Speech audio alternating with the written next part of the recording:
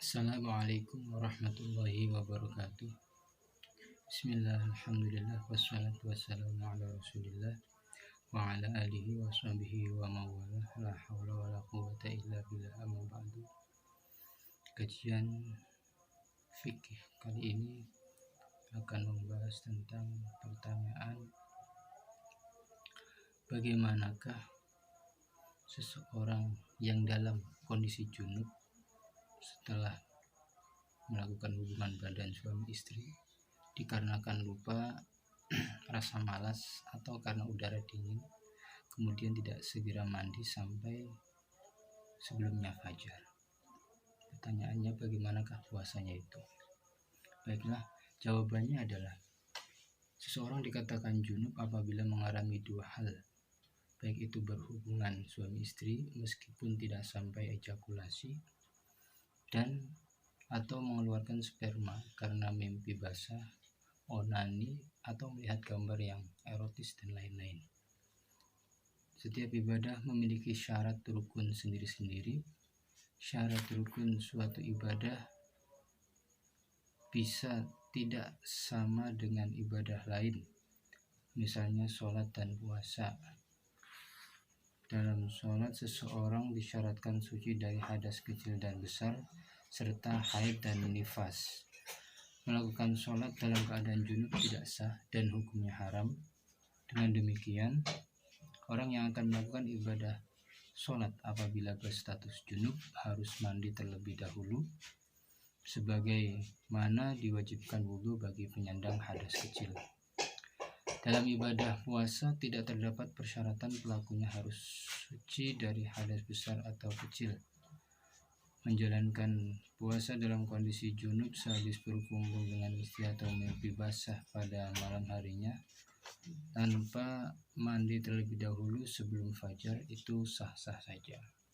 Yang tidak dibenarkan adalah melakukan hubungan suami istri pada siang hari sejak fajar sampai matahari terbenam, karena jima termasuk perkara yang membatalkan puasa dengan sanksi yang sangat berat, yaitu puasa 2 bulan berturut-turut di samping memang mengqadhonya.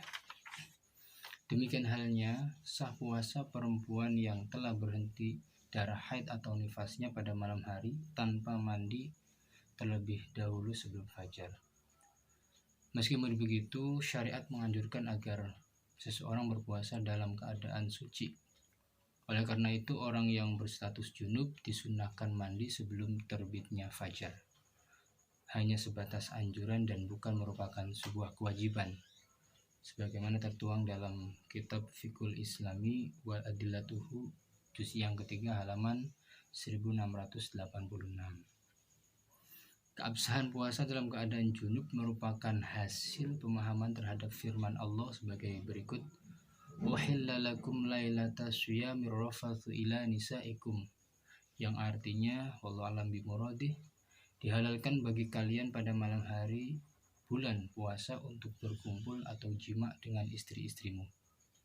Malam hari bulan puasa adalah rentang waktu mulai maghrib sampai detik-detik terakhir sebelum subuh. Berangkat dari ayat ini, para ulama menyimpulkan bahwa puasa dalam keadaan junub diperbolehkan, sebab dengan diperbolehkannya jima semalam suntuk, secara otomatis diperkenankan puasa dalam keadaan junub sebagaimana konsekuensi logisnya, karena tidak mungkin orang yang jima 1 detik sebelum fajar memiliki kesempatan untuk mandi sebelum fajar tiba. Ayat tersebut, surat Al-Baqarah ayat 187 tadi, meskipun pada mulanya hanya dimaksudkan untuk menjelaskan bolehnya jima pada malam bulan Ramadan, tetapi lalu menimbulkan hukum lain, yaitu sahnya puasa dalam keadaan junub sebagai akibatnya.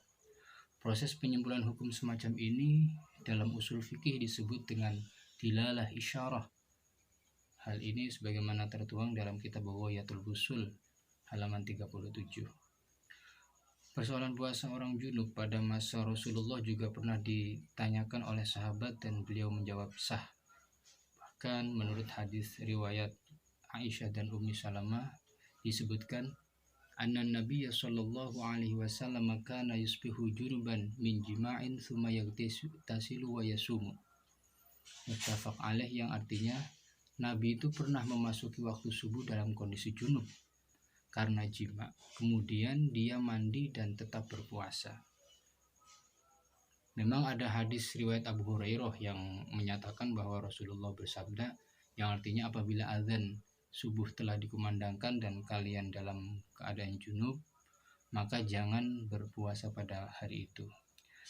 Hadis ini memberikan pengertian bahwa puasa dalam keadaan junub tidak sah, tetapi menurut jumhurul ulama atau mayoritas ulama, hadis tersebut telah dinasakh atau telah direvisi oleh hadis riwayat Siti Aisyah di atas. Lagi pula dari segi sanad memang hadis riwayat Siti Aisyah ini dianggap lebih kuat daripada riwayat Abu Hurairah. Sehingga jika terjadi pertentangan, maka riwayat Aisyah yang lebih layak untuk dijadikan dasar hukum. Demikian kajiannya, wallahu a'lam bishawab. Ihdinas siratal mustaqim. Assalamualaikum warahmatullahi wabarakatuh.